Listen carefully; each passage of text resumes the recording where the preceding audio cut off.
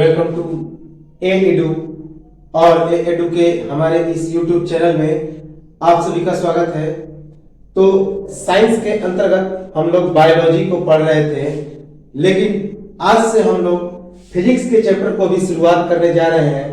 और फिजिक्स में 9th 10th 11th 12th इन सभी का एनसीईआरटी सहित जितने सारे जो हमारे बुक्स हैं उनके बारे में पढ़ेंगे और total light A to Z हम लोग क्लियर करेंगे और सभी प्रूफ के साथ। तो चलिए हम लोग लाइट को शुरुआत करते हैं। ये हमारा पहला अध्याय होगा और इसके बाद हम लोग जो बायोलॉजी का टर्म बचा हुआ है उसको पूरा करेंगे और लाइट को पूरा हम लोग कंटिन्यू करेंगे, पूरा देखेंगे कंप्लीटली। तो चलिए लाइट की शुरुआत करते हैं जिसे हम लोग प्रकाश कहते हैं। यह हमारा फिजिक्स का पहला अध्याय है। तो लाइट अर्थात प्रकाश, तो इसके बारे में पहले हम लोग एक ओवरव्यू देखें, लाइट की परिचय को देखें, लाइट के बारे में देखें और उसके बाद लाइट के सारे पार्ट्स को हम लोग लाइट के सारे तथ्यों को डिटेल में देखेंगे। तो चलिए देखते हैं लाइट है क्या। लाइट के बहुत सारे गुण होते हैं। सबसे पहला, लाइट जो है अर्थात प्रकाश एक प्रकार का एनर्जी है, ऊर्जा है, जो दिखाई तो नहीं देता अर्थात इनविजिबल होता है, अदृश्य होता है, लेकिन दूसरी वस्तुओं को देखने में हमारी मदद करता है। अर्थात किसी दूसरे वस्तु पर पड़ता है और टकराकर हमारी आंखों तक पहुंचता है, तब जाकर हम उस वस्तु को देख पाते हैं। यह जो होता है अलग अलग माध्यमों में इसकी जो चाल होती है वह अलग अलग होती है, लेकिन यह किसी भी माध्यम में गुजर सकता है क्योंकि यह एक विद्युत चुंबकीय तरंग है, इलेक्ट्रोमैग्नेटिक वेव है। यह तरंग के रूप में गति करता है। जब हम लोग आगे जैसे जैसे बढ़ते चलेंगे तो हम लोग देखेंगे कि लाइट जो है किस प्रकार वाइब्रेट करता है। जैसे कि हम लोग एसी और डीसी को पढ़ेंगे तो जो एसी होता है वह वाइब्रेट करके निकलता है, तो वह भी एक लाइट का ही रूप है। लाइट दो चीजों से मिलकर बना होता है, एक कणों से और दूसरा जो है वह तरंग से। तो लाइट तरंग का एक रूप है और कणों से मिलकर बना है। अर्थात प्रकाश एक वेव भी है। वेव अर्थात कौन सा वेव है? तो ट्रांसवर्सल वेव है, अनुप्रस्थ तरंग है, क्योंकि यह अप और डाउन होकर गुजरता है। और उसके बाद जो लाइट है वह छोटे छोटे कणों से मिलकर बना है जो हमारी आंखों से दिखाई नहीं देते। और जो हमारा वेव थ्योरी है अर्थात जो प्रकाश अनुप्रस्थ तरंग है, इसकी व्याख्या किसने की? तो हाइगेन ने की। जबकि प्रकाश कणों से मिलकर बना है जिसे प्रकाश का कण सिद्धांत कहते हैं, पार्टिकल थ्योरी कहते हैं, और इसकी व्याख्या न्यूटन ने की। और इन दोनों को मर्ज करके एक सिद्धांत दिया गया जिसे क्वांटम सिद्धांत कहा जाता है, जिसकी व्याख्या मैक्स प्लांक ने की। तो चलिए हम लोग इसे देखते हैं। सबसे पहले लाइट क्या है? तो लाइट एक विद्युत चुंबकीय तरंग है। अभी हमने बताया कि लाइट एक विद्युत चुंबकीय तरंग है। विद्युत चुंबकीय तरंग अर्थात इलेक्ट्रोमैग्नेटिक वेव। जैसा कि इसमें दो चीजें हैं, इलेक्ट्रोमैग्नेटिक अर्थात यह एक इलेक्ट्रॉन का भी पार्ट है और मैग्नेट का भी पार्ट है। तो चुंबक से इलेक्ट्रिसिटी का प्रभाव पड़ता है तो बिजली उत्पन्न होता है। जितने सारे इलेक्ट्रिक जो हमारे एप्लायंसेज होते हैं उनमें मैग्नेट लगा रहता है, बहुत सारे में, और उनसे लाइट का भी काफी प्रभाव उत्पन्न होता है। और लाइट जो है कंप्लीटली एक इलेक्ट्रॉन से बनने वाला पार्ट है, तो इसी कारण इसे इलेक्ट्रोमैग्नेटिक वेव कहते हैं। अब क्यों कहते हैं इलेक्ट्रोमैग्नेटिक वेव या विद्युत चुंबकीय तरंग? क्योंकि इलेक्ट्रोमैग्नेटिक वेव को गुजरने के लिए किसी माध्यम की आवश्यकता नहीं होती, कोई विशेष मीडियम की आवश्यकता नहीं होती। यह कहीं पे भी गुजर सकता है, जैसे निर्वात में, कांच में, वायु में, पानी में या अन्य किसी माध्यम में। तो लाइट को गुजरने के लिए किसी माध्यम की आवश्यकता नहीं होती, इसी कारण इसे इलेक्ट्रोमैग्नेटिक वेव या विद्युत चुंबकीय तरंग कहा जाता है। गुजरने के लिए कोई माध्यम की जरूरत नहीं होती है। तो लाइट को गुजरने के लिए कोई किसी भी माध्यम की आवश्यकता नहीं होती। there is no requirement of medium for propagation. There is no requirement of medium for propagation of light. इसकी जो तरंग दैर्ध्य होती है दृश्य सीमा के भीतर होती है। इसकी जो तरंग दैर्ध्य होती है वह दृश्य सीमा के भीतर होती है, अर्थात इसका जो वेवलेंथ होता है is in between visible limitations. जितना हम लोग देख सकते हैं उसके बाहर इसका तरंग दैर्ध्य नहीं होता। अगर इससे ज्यादा होता या फिर कम होता तो हम लोग उसको नहीं देख पाते। तो लाइट का जो तरंग दैर्ध्य होता है दृश्य सीमा के भीतर होता है। Wavelength is in between visible limitations. तरंग दैर्ध्य के बारे में हम लोग पढ़ेंगे पूरा डिटेल में जब हम लोग साउंड के बारे में पढ़ेंगे। तो वो एक छोटा सा चीज जान लेंगे, जो तरंग दैर्ध्य होता है जिसे तरंग की लंबाई भी कहते हैं। तो इकाई समय में जितना तरंग दूरी तय करता है वही तरंग दैर्ध्य कहा जाता है। कि एक यूनिट टाइम में जो हमारा वेव होता है जितना लंबा दूरी तय करता है उसी को इसकी वेवलेंथ कहते हैं। तो लाल रंग का जो वेवलेंथ होता है वह सबसे ज्यादा होता है, क्योंकि इकाई समय में उसका जो प्रकाश है वह काफी दूर तक चला जाता है। इसी कारण खतरे का जो सिग्नल होता है वह लाल रंग से होता है। जैसे कि रेलवे का जो सिग्नल होता है ट्रेन रुकने वाला वह लाल रंग का होता है। तो इसकी तरंग दैर्ध्य दृश्य सीमा के भीतर होती है। Wavelength is in between visible limitations. इसका जो मूल कण होता है अर्थात जो मेन पार्टिकल होता है वह फोटोन कहा जाता है। फोटोन कहा जाता है, याद रखेंगे। फोटोन का मतलब ही होता है प्रकाश का सबसे छोटा कण। तो इसका मूल कण, प्रकाश का जो मूल कण होता है, मेन पार्टिकल होता है, वह फोटोन कहा जाता है। इस फोटोन की व्याख्या किसने की? तो अल्बर्ट आइंस्टीन ने। याद रखेंगे, फोटोन की व्याख्या अल्बर्ट आइंस्टीन ने की। अल्बर्ट आइंस्टीन ने एक सिद्धांत दिया था E बराबर mc स्क्वायर। E बराबर mc स्क्वायर दिया था, जिसे हम लोग क्या कहते हैं? तो इसी सिद्धांत के कारण अल्बर्ट आइंस्टाइन को सदी का सबसे महान वैज्ञानिक साबित किया गया। तो फोटोन की व्याख्या किसने की? अल्बर्ट आइंस्टीन ने, जिन्होंने E बराबर mc स्क्वायर की व्याख्या की थी। This function of photon by Albert Einstein. The this function of photon by Albert Einstein. प्रकाश के दो सिद्धांत होते हैं। अभी हमने बताया, एक को बोलते हैं कण का सिद्धांत और दूसरे को बोलते हैं तरंग सिद्धांत। तो प्रकाश के तरंग सिद्धांत और कण सिद्धांत दोनों का जो संयुक्त अध्ययन होता है उसे ही क्वांटम सिद्धांत कहा जाता है। तो प्रकाश के कण के सिद्धांत एवं प्रकाश के तरंग का सिद्धांत दोनों को संयुक्त रूप से जो कंबाइंड स्टडी करते हैं उसे क्वांटम थ्योरी कहते हैं, क्वांटम सिद्धांत कहते हैं।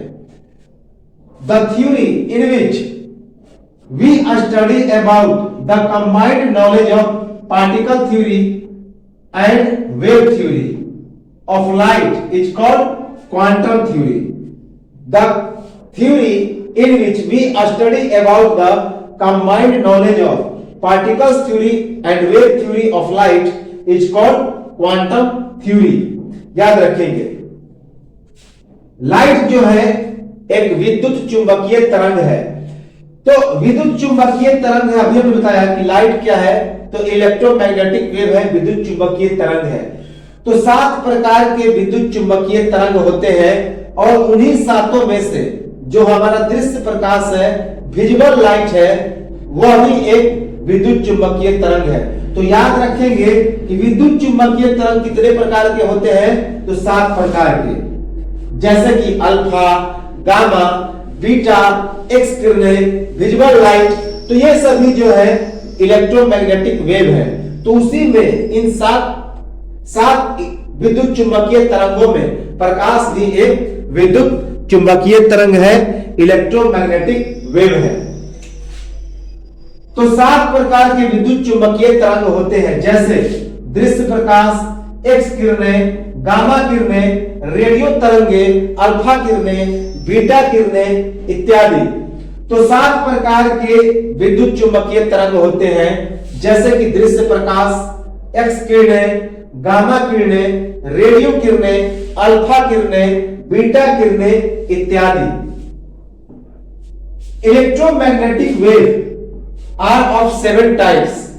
For example visible light, X-ray, gamma ray, radio waves, etc.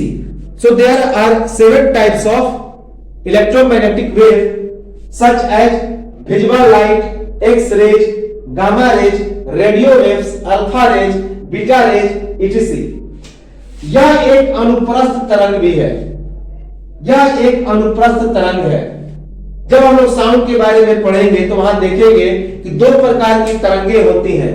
एक को बोलते हैं अनुदैर्ध्य तरंग और दूसरे को बोलते हैं अनुप्रस्थ तरंग। अनुदैर्ध्य अर्थात लॉन्गिट्यूडिनल और अनुप्रस्थ अर्थात ट्रांसवर्सल। एक अपने माध्यम के सापेक्ष अप और डाउन करके गुजरता है, जिसे हम लोग अनुप्रस्थ कहते हैं, जैसे कि इलेक्ट्रिसिटी और यह लाइट।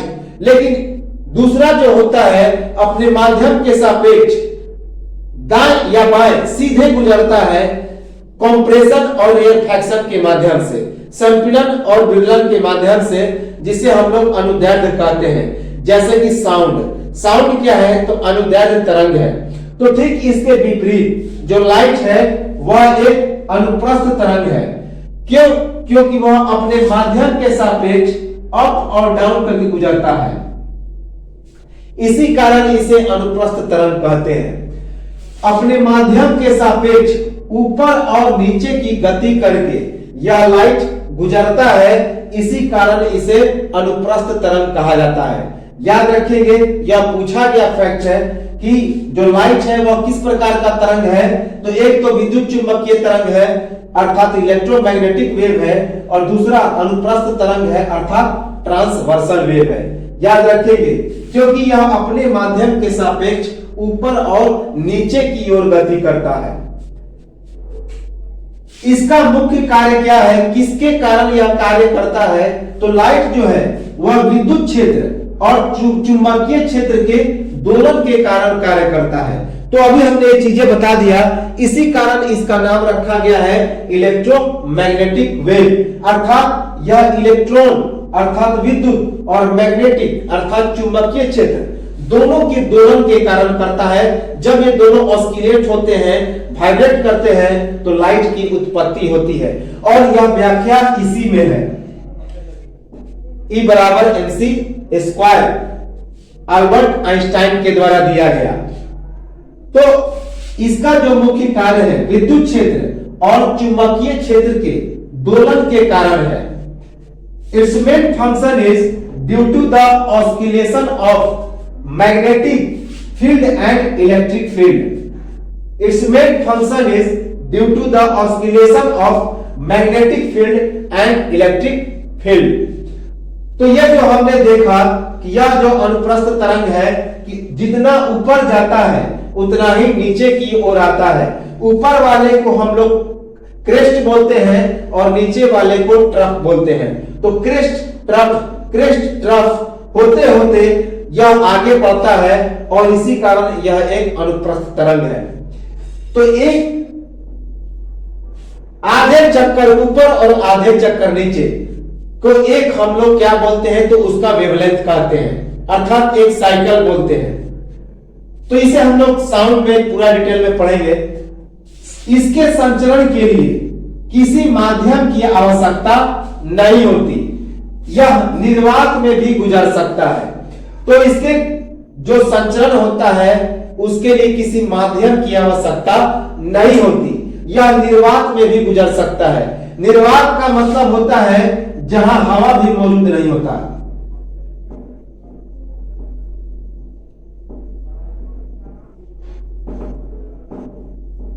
वैसा स्थान जहां वायु भी मौजूद नहीं होता उसे वैक्यूम या फिर निर्वात कहते हैं। तो साउंड जो होता है उसको माध्यम की आवश्यकता होती है, वह निर्वात में नहीं गुजर सकता, क्योंकि निर्वात या वैक्यूम में कोई भी तरह का मीडियम नहीं होता। लेकिन लाइट निर्वात में भी गुजर सकता है। और निर्वात में इसकी सबसे ज्यादा स्पीड होती है। सबसे ज्यादा स्पीड निर्वात में।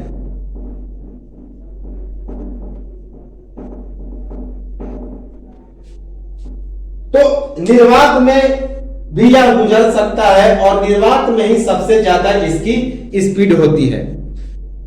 तो इसके संचरण के लिए किसी माध्यम की आवश्यकता नहीं होती।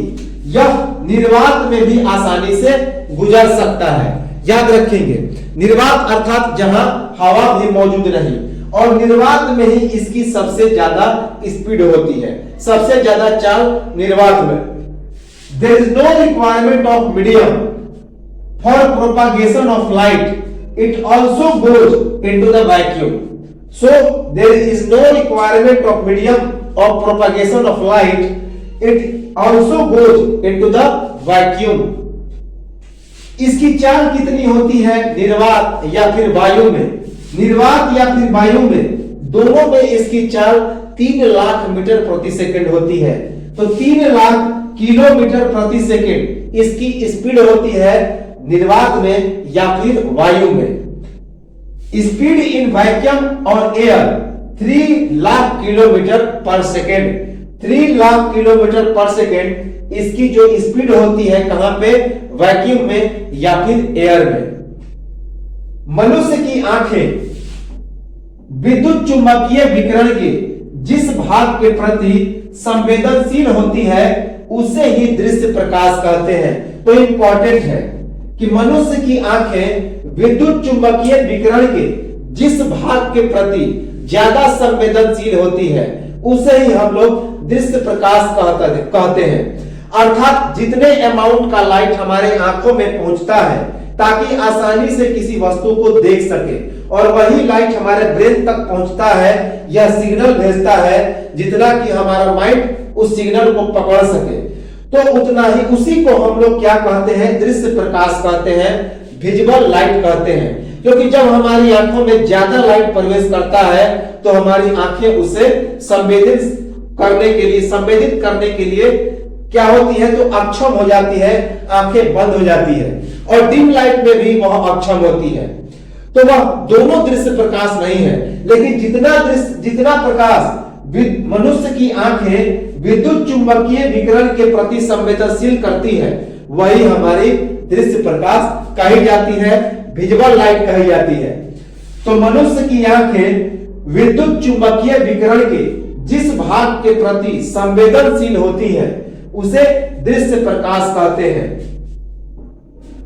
The eye of human which is sensitive on which part of electromagnetic wave that is called visible light. The eye of human eye which is sensitive on which part of electromagnetic wave that is called visible light. इसकी जो तरंग दैर्ध्य होती है, तरंग की लंबाई होती है, वेवलेंथ होती है, वह 4000 से 8000 एंगस्ट्रम के बीच होती है। तो तरंग दैर्ध्य की इकाई क्या होती है? एंगस्ट्रम। तो इसकी जो तरंग दैर्ध्य होती है वह 4000 से 8000 एंगस्ट्रम के बीच होती है। Wavelength of light is between 4000 to 8000 angstrom. यह एंगस्ट्रम का सिंबल है, ए के ऊपर छोटा सा 0। याद रखेंगे, इसका जो होता है तरंगदैर्ध्य ये बहुत कम होता है। तो 4000 से 8000 एंगस्ट्रम जब इसका तरंगदैर्ध्य है अर्थात काफी कम तरंगदैर्ध्य है, अर्थात कम समय में ही बहुत जल्दी यह दूरी तय कर जाती है। Very low wavelength, very low wavelength होता है किसका? लाइट का। हम लोग इसी से पता कर सकते हैं कि इसका वेवलेंथ क्यों कम है और यह जल्दी क्यों दिखाई पड़ता है। जैसे कि यदि बिजली कड़कता है तो बिजली कड़कने के समय लाइट पहले दिखाई देता है और इसका गर्जना बाद में सुनाई देता है, क्योंकि जो साउंड है, साउंड का वेवलेंथ ज्यादा होता है और इसी कारण वह देर से सुनाई पड़ता है। लेकिन लाइट पहले दिखाई देता है क्योंकि इसका वेवलेंथ काफी कम है। फोटोन का द्रव्यमान शून्य। जो लाइट का सब कण होता है, मूल कण फोटोन, उसका द्रव्यमान क्या होता है? तो शून्य होता है, याद रखेंगे। फोटोन का द्रव्यमान शून्य होता है, इंपॉर्टेंट है। The mass of photon is zero, the mass of photon is zero. प्रकाश हमेशा सीधी रेखा में गमन करती है। मोस्ट इंपॉर्टेंट है कि प्रकाश हमेशा सीधी रेखा में गुजरती है, स्ट्रेट लाइन में गुजरती है।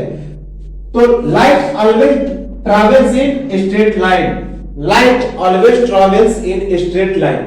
अब कैसे कहेंगे कि लाइट हमेशा सीधी रेखा में गुजरती है? तो इसको जानने के लिए एक छोटा सा हम लोग प्रयोग कर सकते हैं। जैसे कि एक हमने मोमबत्ती लिया,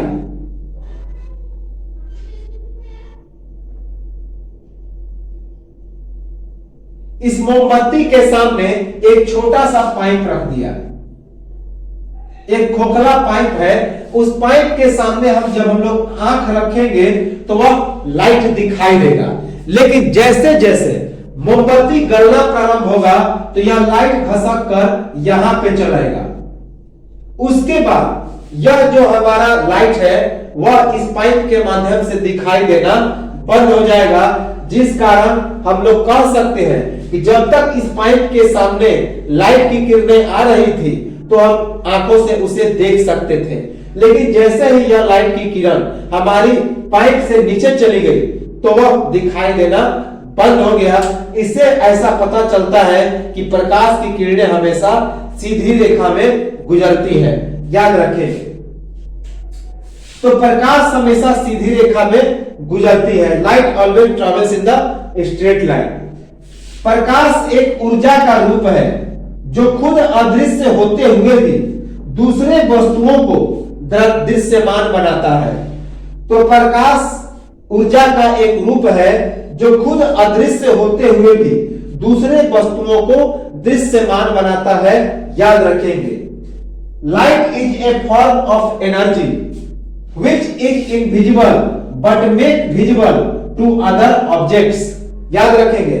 light is A form of energy which is invisible but make visible to other objects। जब प्रकाश किसी वस्तु पर पड़ता है तो उस वस्तु से टकराकर हमारी आंखों तक पहुंचता है, तभी हम उस वस्तु को देख पाते हैं। तो जैसे कि लाइट के कारण ही किसी वस्तु को हम लोग देख पाते हैं, लेकिन यह जो हमारा आंख है, ऐसा कोई जरूरी नहीं यदि लाइट जल रहा है तो हम लोग किसी वस्तु को देख पाएंगे। तो किसी वस्तु को देखने के लिए लाइट तो आवश्यक है ही, साथ ही साथ खुली आंखें भी होनी चाहिए ताकि लाइट किसी वस्तु से टकराए तो आंखों में प्रवेश कर सके। यदि वो रेटिना पर इमेज नहीं बन पा रहा, अर्थात आंखें खराब है, तो लाइट रहते हुए भी वस्तु को देख नहीं पाएंगे। तो लाइट अगर किसी वस्तु को देखना है तो लाइट का उस वस्तु से टकराकर हमारी स्वस्थ आंखों तक आना आवश्यक है, स्वस्थ आंखों तक, खुली स्वस्थ आंखों तक, तभी हम उस वस्तु को देख पाएंगे। तो लाइट किसी वस्तु को देखने के लिए एक तो लाइट और खुली और स्वस्थ आंखें, याद रखेंगे। तो प्रकाश प्लस खुली और स्वस्थ आंखें, तभी हम किसी वस्तु को आसानी से देख पाएंगे कि जब वस्तु से टकराएगा तो हमारी आंखों तक पहुंचेगा और हम उस वस्तु को देख पाएंगे। तो जब प्रकाश किसी वस्तु पर पड़ता है तो उस वस्तु से टकराकर वह हमारी आंखों तक पहुंचता है, तभी हम उस वस्तु को देख पाते हैं।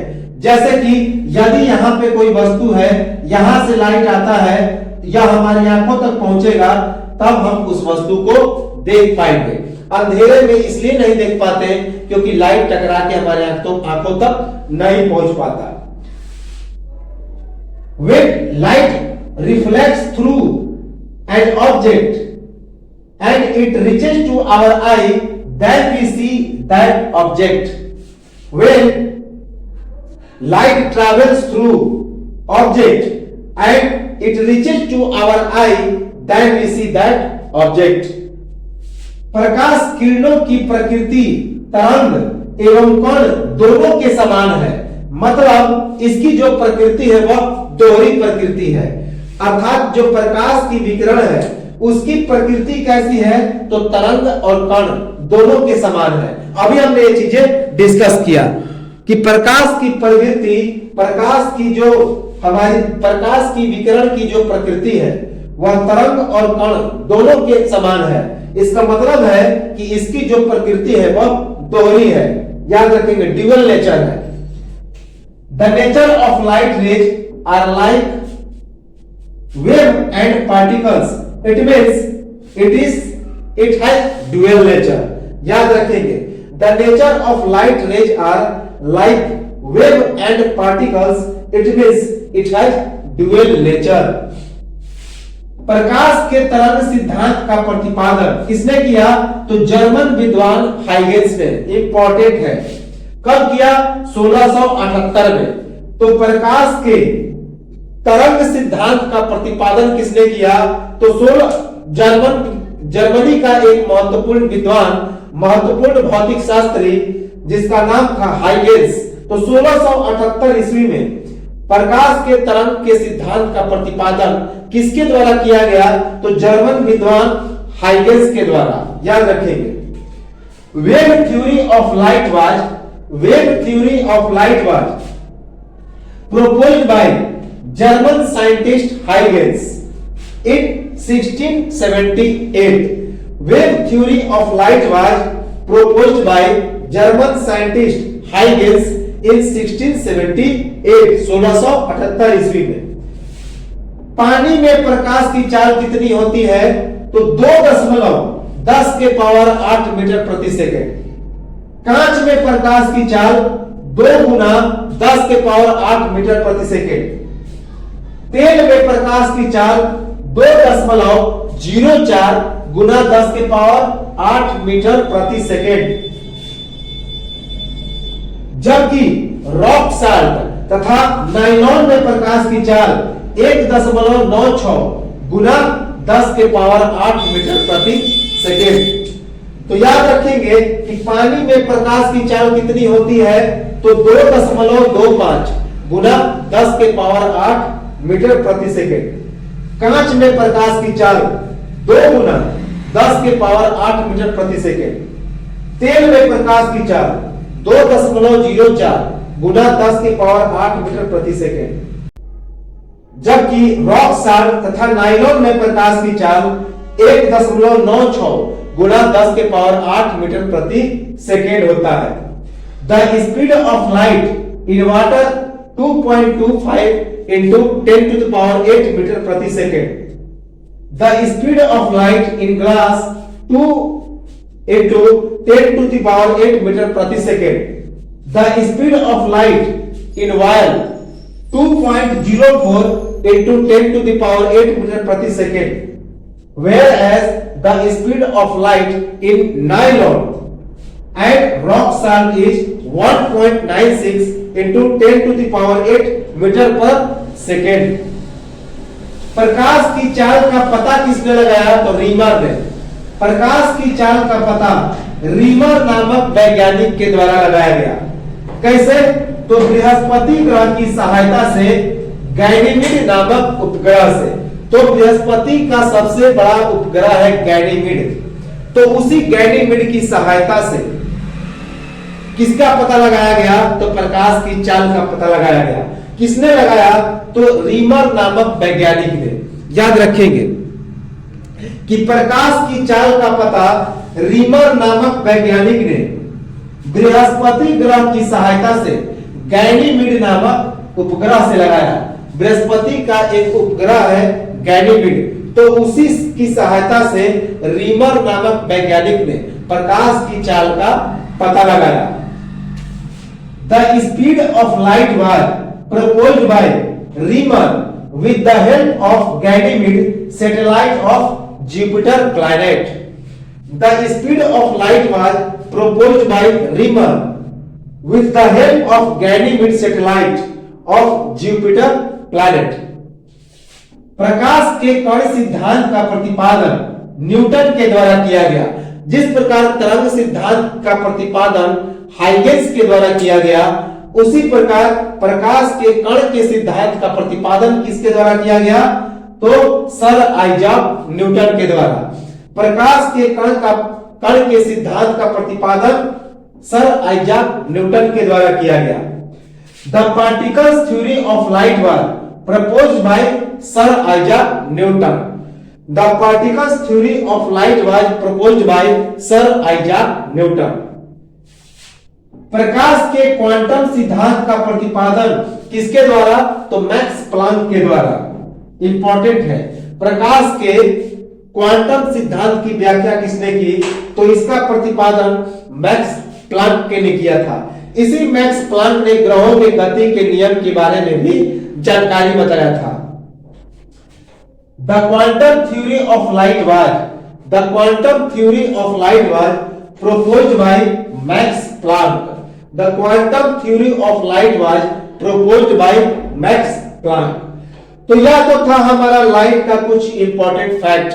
अब हम लोग आते हैं कि लाइट के प्रकार कितने होते हैं, प्रकाश कितने प्रकार के होते हैं।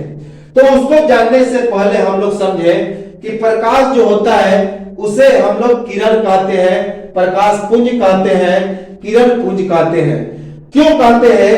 क्योंकि लाइट जो होता है एक बिंदु से निकलता है, लेकिन दूसरे कहां तक जाता है कोई पता नहीं चलता है। किरण के रूप में निकलता है, रे के रूप में निकलता है। तो इसी कारण प्रकाश को प्रकाश की किरण कहते हैं। तो चूंकि जो प्रकाश होता है वह अकेले नहीं निकलता है, किरणों के समूह के रूप में निकलता है, ग्रुप ऑफ रेज के रूप में निकलता है। इसी कारण इसे किरण पुंज या प्रकाश पुंज या किरणों का गुच्छा, प्रकाशों का गुच्छा कहा जाता है। तो प्रकाश के प्रकार, types of light rays. There are 3 types of light rays. प्रकाश के 3 प्रकार होते हैं। तो सबसे पहले उसके पहले जाने कि प्रकाश किरणों का एक समूह है, इसीलिए इसका नाम क्या है? तो प्रकाश पुंज कहते हैं, किरण पुंज कहते हैं, किरणों का गुच्छा कहते हैं, किरणों का समूह कहते हैं। तो प्रकाश किरणों का एक समूह है, इसीलिए इसे प्रकाश पुंज कहा जाता है, किरण पुंज कहा जाता है, किरणों का गुच्छा कहा जाता है। Light is a collection of rays, so its name is beam of light, beam of rays, etc. Light is a collection of rays, so its name is beam of light or beam of rays. याद रखिएगा। तो इस प्रकार जो हमारा beam of रे है अर्थात लाइट रे है वह 3 प्रकार का होता है। पहला जिसे अभिसारी किरण कहते हैं, दूसरा अपसारी किरणें और तीसरा समांतर किरणें। तो प्रकाश 3 तरह से गुजरता है। पहला अपसारी किरणें जिसे हम लोग डाइवर्जिंग रे कहते हैं, दूसरा अभिसारी किरणें जिसे कन्वर्जिंग रे कहते हैं और तीसरा समांतर किरणें जिसे पैरेलल रेज कहते हैं। तो पहला अपसारी किरणें, जैसा कि नाम है डाइवर्जिंग, अर्थात जब प्रकाश की किरणें किसी एक बिंदु से डाइवर्ज हो जाती हैं अर्थात अलग अलग दिशाओं में फैल जाती हैं, तो उन प्रकार की किरणों को डाइवर्जिंग रे अर्थात अपसारी किरणें कहते हैं। तो किसी एक बिंदु से निकलकर विभिन्न दिशाओं में फैलना, तो ये जो अपसारी किरणें हैं किसी एक बिंदु से निकलकर विभिन्न दिशाओं में फैल जाती है, तो उसे ही हम लोग अपसारी किरणें कहते हैं। Expanding in different directions existing from one point, expanding in different direction existing from one point, जैसे कि एक बिंदु से ये सारी किरणें निकली और अलग अलग दिशाओं में फैल गई। ठीक इसका उल्टा है अभिसारी अर्थात कन्वर्जिंग। अभिसारी में क्या होता है कि अलग अलग दिशाओं से लाइट रे आती है और एक बिंदु पर आकर मिल जाती है, तो उसे अभिसारी या कन्वर्जिंग कहते हैं, कन्वर्ज हो जाती है। तो विभिन्न दिशाओं से आकर एक बिंदु पर मिलना। तो अभिसारी में क्या होता है, विभिन्न दिशाओं से प्रकाश की किरणें आकर एक बिंदु पर मिल जाती हैं। Meeting at A point coming from different sources, meeting at A point coming from different sources, जैसे कि चित्र में स्पष्ट है कि अलग अलग दिशाओं से किरणें आ रही है और एक बिंदु पर जाकर कन्वर्ज हो जा रही है, मिल जा रही है।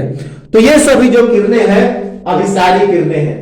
और तीसरा समानांतर किरण अर्थात पैरेलल रे, जैसा कि नाम से स्पष्ट है ये सभी किरणें समांतर आती हैं। तो प्रकाश की किरणें का समांतर गुजरना, ये सभी किरणें समांतर किरणें होती हैं। तो जब प्रकाश की किरणें समांतर गुजरती हैं तो उन्हें पैरेलल रेज या समांतर किरणें कहते हैं। Propagation of light raise in parallel, propagation of light raise in parallel, तो ये तीनों किरणें क्या हैं? तो समांतर किरणें। अब हम लोग देखते हैं प्रकाश के स्रोत या उत्सर्जी या प्रदीप्त पदार्थ। तो प्रकाश के स्रोत या फिर उत्सर्जी कहें या फिर प्रदीप्त पदार्थ कहें, जिसे ही सोर्सेज ऑफ लाइट कहा जाता है उसे ही ल्यूमिनस ऑब्जेक्ट कहा जाता है। तो सोर्सेज ऑफ लाइट कहें या ल्यूमिनस ऑब्जेक्ट कहें अर्थात प्रकाश के स्रोत या उत्सर्जी पदार्थ या प्रदीप्त पदार्थ। तो प्रदीप्त पदार्थ या उत्सर्जी पदार्थ या प्रकाश के स्रोत उन्हें कहते हैं जिनका अपना प्रकाश होता है, अर्थात जिनसे प्रकाश निकलता है, तो उन्हें ही उत्सर्जी या फिर ल्यूमिनस या फिर प्रदीप्त या दीप्त या फिर प्रकाश के स्रोत कहते हैं।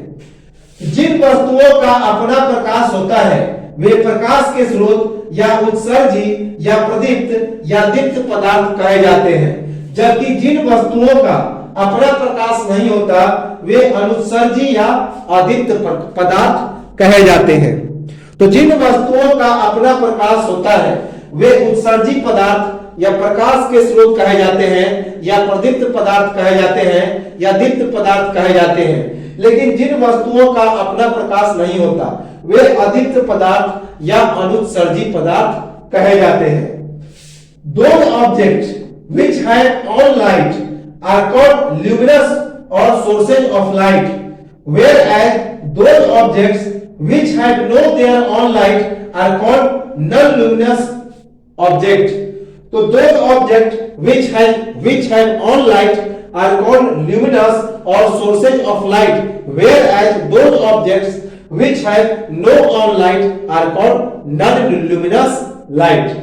अब उत्सर्जी पदार्थ अर्थात जो ल्यूमिनस होते हैं वे दो प्रकार के होते हैं, अर्थात जो हमारे दीप्त पदार्थ होते हैं, प्रकाश के स्रोत होते हैं, ल्यूमिनस ऑब्जेक्ट होते हैं, उत्सर्जी पदार्थ होते हैं। वो कितने प्रकार के? दो प्रकार के। एक तो हो गया प्राकृतिक अर्थात नेचुरल और दूसरा हो गया कृत्रिम अर्थात मैन मेड। एक प्राकृतिक होता है, नेचुरल होता है, जिसका निर्माण मनुष्य नहीं करता, और दूसरा होता है कृत्रिम जिसका निर्माण मनुष्य करता है। तो प्राकृतिक स्रोत कौन है प्रकाश के? तो पहला है सूर्य और तारे। तो सूर्य और तारों का अपना प्रकाश होता है, सन एंड स्टार्स। दूसरा जुगनू जो कि रातों में चमकता है, एक कीड़ा होता है जुगनू जिसे ग्लो वर्म कहते हैं, तो इसका भी अपना प्रकाश होता है। तीसरा है तारा मछली, स्टार फिश। तो ये सभी क्या है? तारा मछली, स्टार फिश, जुगनू अर्थात ग्लो वर्म, सूर्य अर्थात सूर्य और तारे, क्योंकि सूर्य भी एक क्या है? तारा है, सबसे पृथ्वी की नजदीक में। तो सूर्य, तारे, स्टार, सन, ये सभी क्या है? तो प्राकृतिक उत्सर्जी पदार्थ है, प्राकृतिक ल्यूमिनस ऑब्जेक्ट है। जबकि कृत्रिम के रूप में लैंप, चंद्रमा, बल्ब, लालटेन, मरकरी, ये सभी मनुष्य के द्वारा बनाए गए हैं। तो कृत्रिम याद रखेंगे, ये जो चंद्रमा है यह प्राकृतिक है, प्राकृतिक है, लेकिन यह नॉन लुमिनस है। प्राकृतिक नॉन लुमिनस, चंद्रमा नॉन लुमिनस ऑब्जेक्ट है। चंद्रमा जो है अनुत्सर्जी पदार्थ है, इसका कोई अपना प्रकाश नहीं होता, याद रखेंगे। तो लैंप, बल्ब, लालटेन, मरकरी, ये सभी कृत्रिम उत्सर्जी पदार्थ हैं। लेकिन चंद्रमा जो है वह प्राकृतिक नॉन लुमिनस ऑब्जेक्ट है, नेचुरल नॉन लुमिनस ऑब्जेक्ट है। यह पूछा जाता है कि चंद्रमा कैसे चमकता है, तो सूर्य का प्रकाश से यह चमकता है। सूर्य का प्रकाश जब चंद्रमा तक पड़ता है और उसका प्रकाश हमारी आंखों तक आता है टकरा के, तब हम लोग चंद्रमा को देख पाते हैं। अर्थात चंद्रमा एक अनुत्सर्जित पदार्थ है, नॉन लुमिनस ऑब्जेक्ट है, इसे याद रखेंगे। तो यह तो था लाइट। लाइट के बारे में हम लोग और कंटिन्यू करेंगे और उसके बाद देखेंगे रिफ्लेक्शन ऑफ लाइट और उसके सारे तथ्यों को डिटेल में देखेंगे पूरे फिगर के माध्यम से। तो एक स्क्रीनशॉट लें और मिलेंगे हम लोग अगले वीडियो में, लाइट को कंटिन्यू करेंगे। तब तक जुड़े रहे हमारे साथ।